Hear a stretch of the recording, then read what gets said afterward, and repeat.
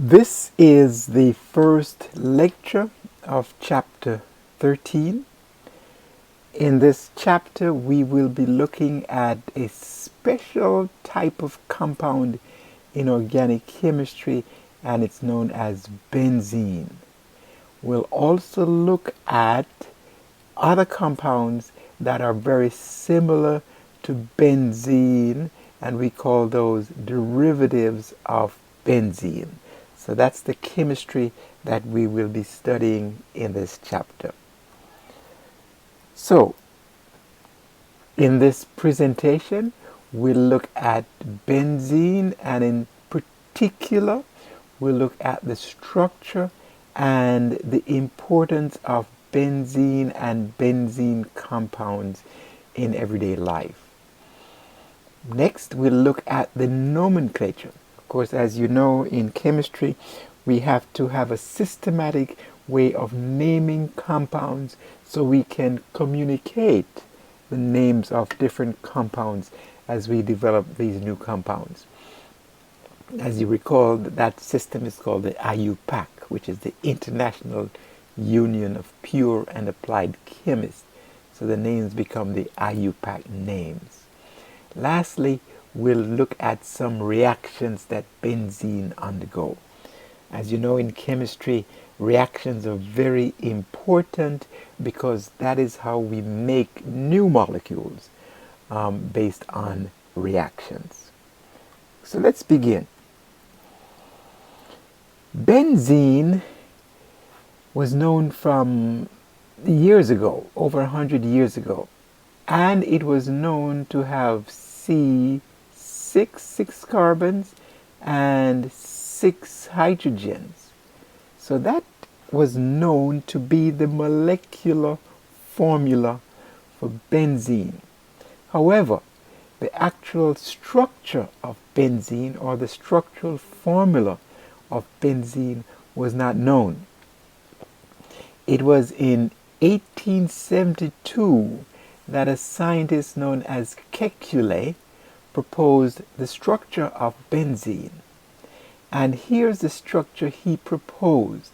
6 carbons in a ring, each carbon bonded to a hydrogen, which makes C6H6. But he proposed alternating double and single bonds. So here's a double bond, here's a single bond, a double, a single, and a double. That's drawing this out using the expanded formula. Here is the same structure, or Kekulé's structure, but this time using the line angle formula.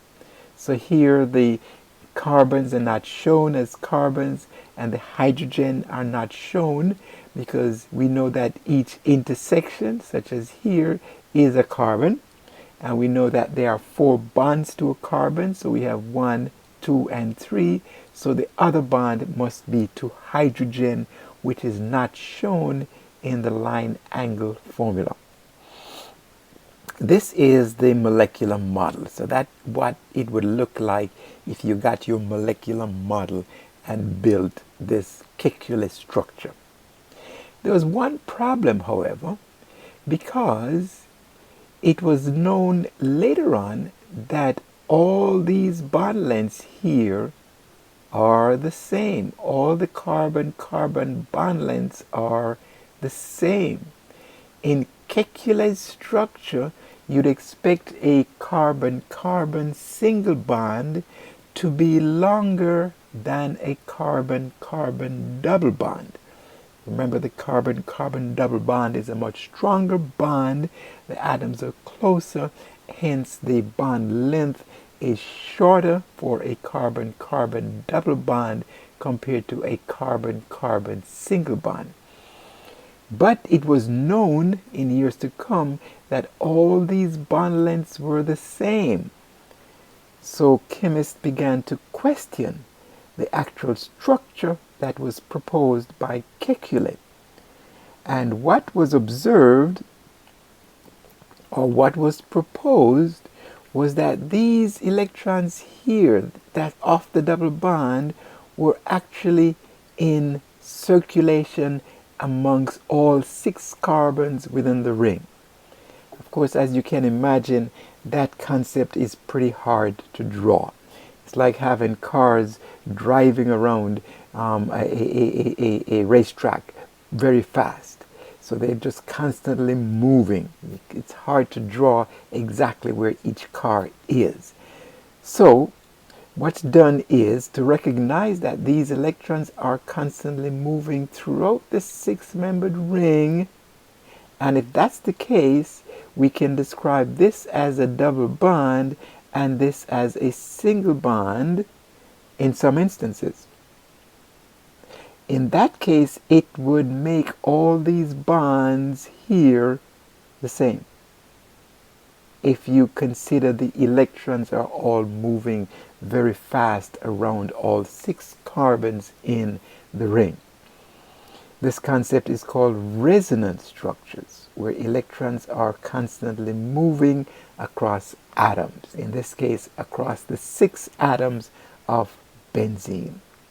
So the question now becomes, how do we draw that? How do we as chemists communicate the structure of benzene to another chemist? And what's done is we have accepted that we can use this structure. Accepted. It's the same as the calculus structure, but now it's accepted that this structure is one way of representing the benzene molecule. Notice here's another way. Here's a double bond and here's a single bond. So that's just a way of representing these electrons moving around in benzene, making all these bond lengths here the same. A third representation, which we'll see often, is just to put a ring inside that 6-membered ring. So this ring here, or this circle, is representing these 6 electrons, 2, 4, and 6 electrons moving in constant motion across all 6 carbons. So for our course, any one of these 3 structures will be an acceptable structure for benzene. Let us look at some examples of benzene in everyday compounds. Benzene is described as an aromatic compound. So that's another name that we'll use a lot, aromatic compound. Aromatic comes from the word aroma, which means the smell. They have pleasant odor. So the compounds that contain the benzene ring typically have pleasant odors. Here's one example. Here's benzaldehyde.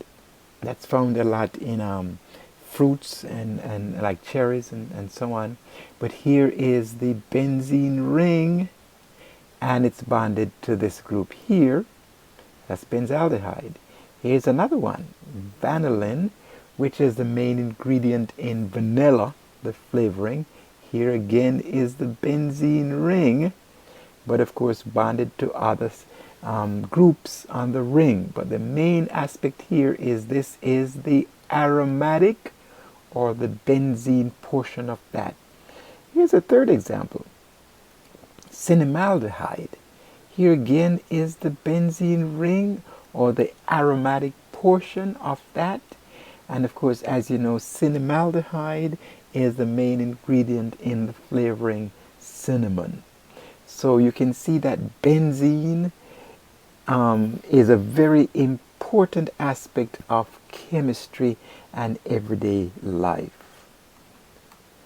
Let's look now at nomenclature. So now we're looking at how do we name these compounds.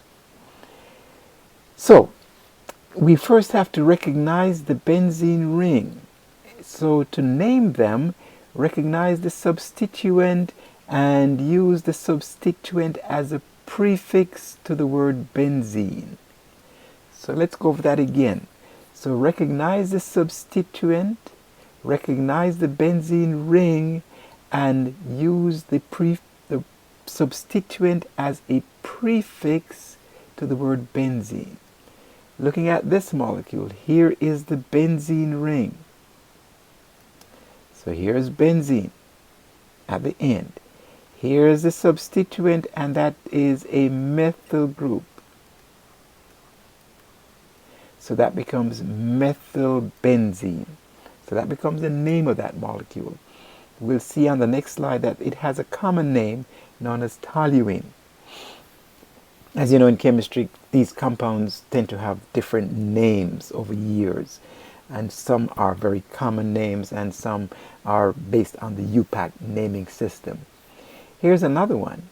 So here's the benzene ring, and here is the name benzene, and here is the group or the substituent, and it's a nitro group. So it becomes nitrobenzene. This one, fairly easy. Benzene right here, and this is the chloro substituent, so it becomes chlorobenzene. So you should be able to name any monosubstituted benzene by just applying this concept here. Identify the substituent and use it as a prefix to the word benzene. On the last slide, you will recall that I mentioned that methylbenzene has a common name known as toluene. And here it is again. So what happened over the years is that these common names have been used quite a bit until they become a part of the naming system of molecules. So instead of calling this methylbenzene, we call it toluene. So you'll have to make sure you have this chart here readily available on your quiz and on your exam. Here's another one. Here's the benzene ring, and it has here the carboxylic acid.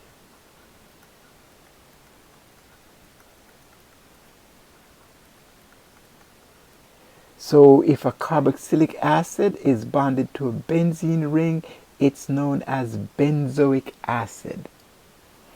Here's another one. You'll recognize this group to be an aldehyde. Now you can see why we emphasized that everyone should at least recognize different functional groups and the names. So if an aldehyde is bonded to a benzene ring, the name is benzaldehyde. If an OH, an alcohol, is bonded to a benzene ring, the name becomes phenol. An amine that's bonded to a benzene ring, the name becomes aniline. And lastly, if an OCH3 is bonded to a benzene ring, the name becomes anisole. Unfortunately, you just have to either memorize this or have this readily available so you can make reference to it whenever you are naming a compound. So what's done here is, if we are naming a disubstituted benzene, we can if we recognize a portion that is similar to what was discussed on the previous slide, we use that as part of the nomenclature. So let's look at this molecule. Here is methyl, and here's the benzene. So right here is, of course, the toluene from the previous slide. So we name that as a substituted toluene. This is carbon number 1 because that's carbon number 1 of toluene, because this is methyl bonded to the ring. And of course this would be number 2. So this is the nitro group. So it becomes nitrotoluene, and since the nitro is bonded on the 2 carbon, it becomes 2-nitrotoluene. So once again, I hope you can get what we're hoping you students will get from this exercise is to know or understand a concept, but equally important, can you apply that to solving a problem? Here's another one. So the problem is, provide the IUPAC name for that molecule. You look at the previous slide and you recognize right here to be benzaldehyde.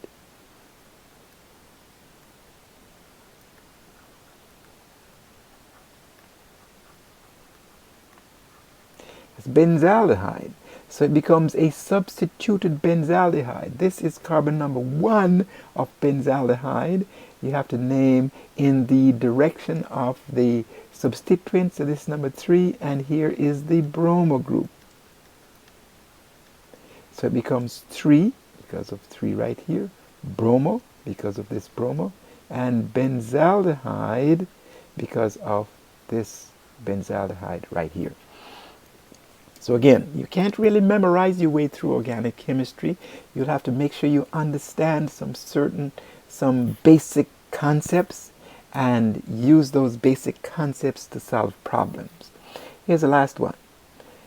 Recognize right here, this is benzoic acid.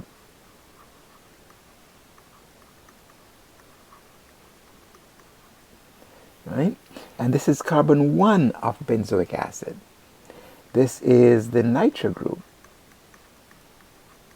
and it's on carbon number 3. So it becomes 3-nitro benzoic acid. Okay, so you should be able to name any disubstituted molecule. But once you need to first recognize the root name, and don't forget, back here we have the basic root names here. Benzoic acid, benzaldehyde, toluene, and phenol. Don't worry too much about these. But once you recognize those, it's just a matter of applying it to naming molecules of this type. Let us see if we can get a little more complex here. So here's a trisubstituted, or 3-substituent on the benzene ring. Same concept apply. Can you identify a root based on what we have just discussed? Yes, you can. For this molecule here, this is toluene.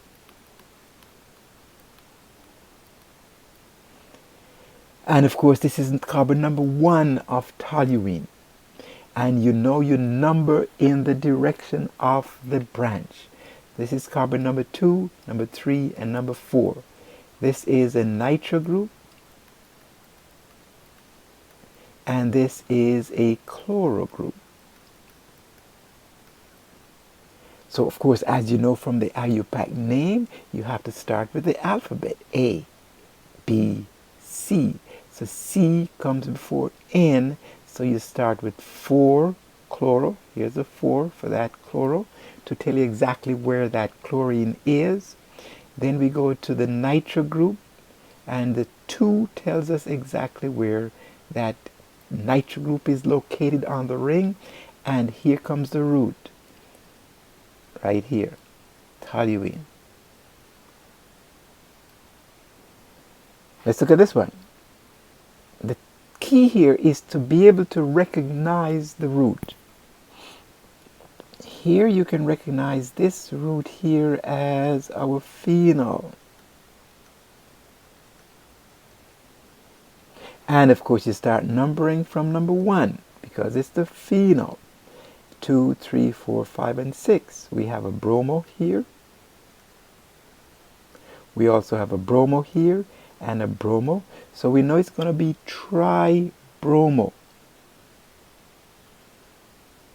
And we have to indicate where these 3 bromines are. And they are on carbons number 2, number 4, and number 6. So we say 2, 4, and 6 tribromo, and the root is the phenol. So if you get stuck and you do not recognize a root based on a substituted benzene, here's what you do.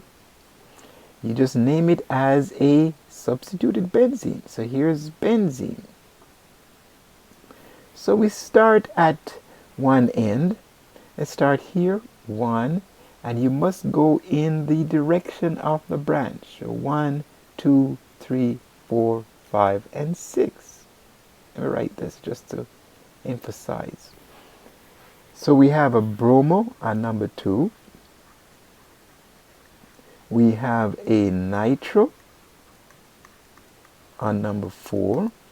And we have an ethyl on number 1. So now we got to put it all together in a name. B comes before E and before N. So we start with bromo. We have to indicate the position of bromo using that too. Next comes E in the alphabet. Here's the E, and we have to indicate the position of that ethyl group by giving it 1. And of course lastly comes the nitro group, and here is the nitro group, and the 4 indicates the position of the nitro. So again, you have the tools to name any substituted benzene molecule. So expect that on the quiz and on the test. Here's an important, I shouldn't say, well, here's a compound that we have all heard about, and it's TNT. It's TNT. And what does TNT mean? It means tri-nitro. So T, tri-nitro-toluene. And of course it's toluene. Here's the toluene unit right here. Methylbenzene, same as toluene. And we have 1, 2, 3, 4, 5, and 6. And this is a nitro group. And a nitro group and a nitro group. So it's a tri-nitro. The nitro groups are on carbons number 2, 4, and 6 as indicated here. So this becomes the IUPAC name. And of course it's abbreviated as TNT, which of course, as we all know, it's an explosive, very reactive. Let us look at a couple more examples before we look at reactions. So here is another example here. And this one is, I hope you recognize the root here. That's phenol. Notice again, it's written a little differently, but you will have to recognize that these molecules can turn around on the page. They can rotate. So here's 1, and we have to go in this direction. And here's the nitro group, so it's 3-nitrophenol. Here again is the phenol, and this is carbon number 1 because it's the phenol as the root. And if we go 1, 2, 3, 4, nitro group is on number 4, so it's 4-nitro. Here's the last example, phenol again, and we have here chloro and chloro on carbons number 3 and 5. Here the 3 and 5 di. Don't forget the di because it's 2 chlorines, dichloro, and of course the root becomes phenol. Okay, let's turn our attention now to reactions. Very important aspect of chemistry, especially organic chemistry, because benzene is readily available from fossil fuels. Readily available. And as you've seen before, benzene forms is a part of a lot of different compounds. So let's look at the reactions of benzene. Benzene undergoes a particular type reaction called a substitution. To be more specific, it's called an aromatic substitution. Why aromatic? Because we have described benzene as an aromatic compound. So it's called an aromatic substitution. But let's concentrate for the time being on the word substitution. Substitution, of course, as you know, It's substituting one atom, in this case hydrogen on benzene, for another atom or group of atoms in the product. So let's look at this hypothetical reaction here. Here's benzene with its 6 hydrogens. If we take one of these hydrogens and substitute it with X, we get X substituted benzene, and of course this H now bonds with the Y, and we have HY as the other product. We call that the inorganic product. But the main organic product is right here, because it is a substitution product, substituting a hydrogen for a group. Key, a catalyst is needed. You may recall from Gen Chem that a catalyst is used to aid in a reaction, make it go faster, make it go easier, typically by lowering the energy of activation. But we'll see some specific catalysts later on, but a catalyst is definitely needed for these aromatic substitution reactions. So that's the concept. So let me go over it again, because we're going to apply it for the next few slides. If we have benzene, I'll tell you what, let me just go back and clear it.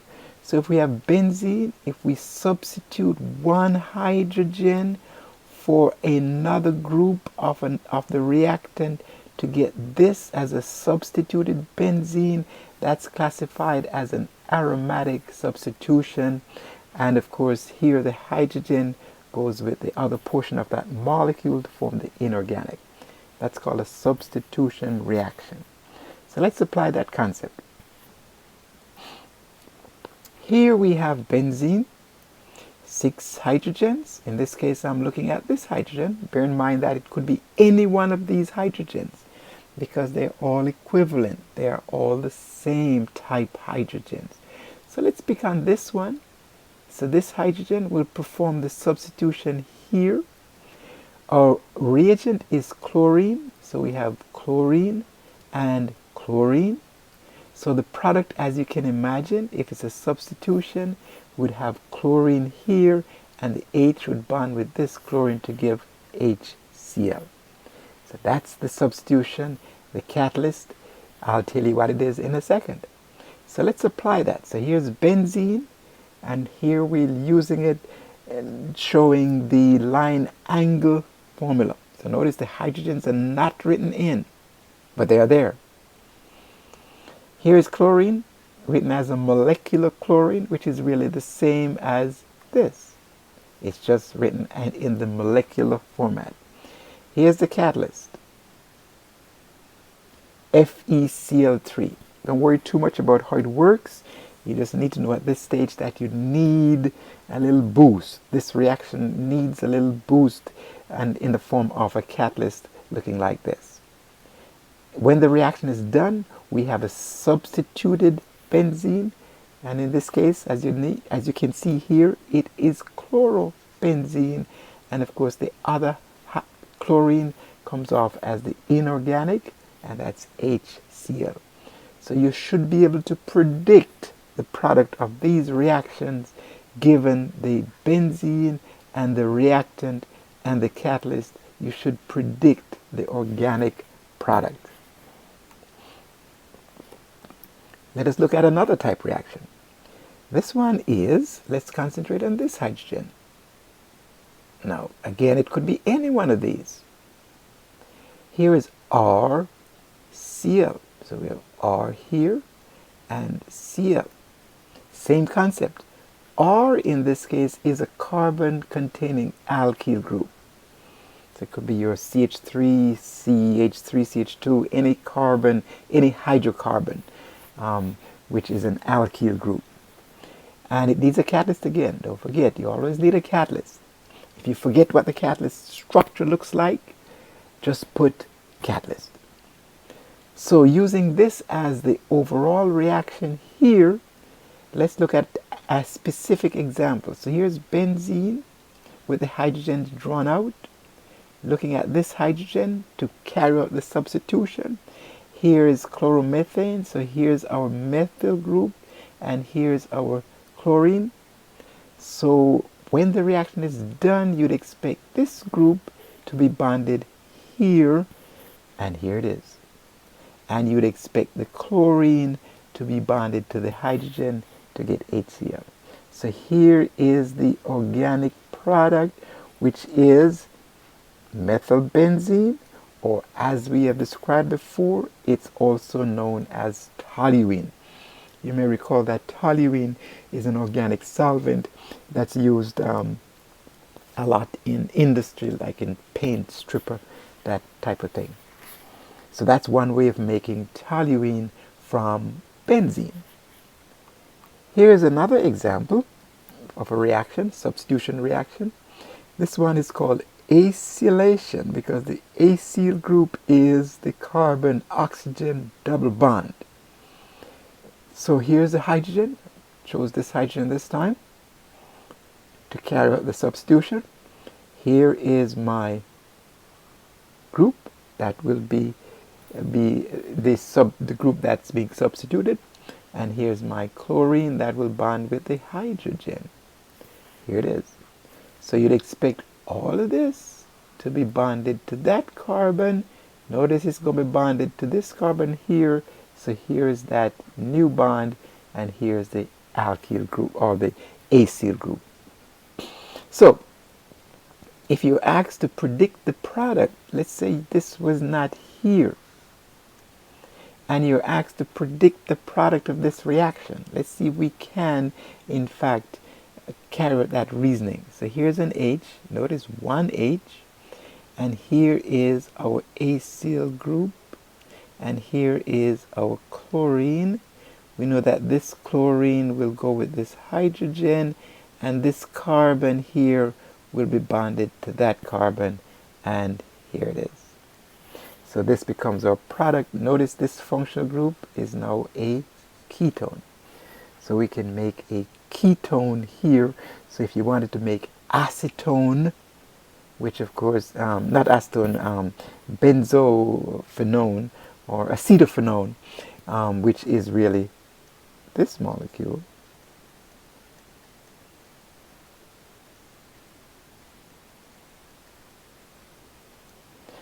The question is, can you determine what to react with benzene to go here?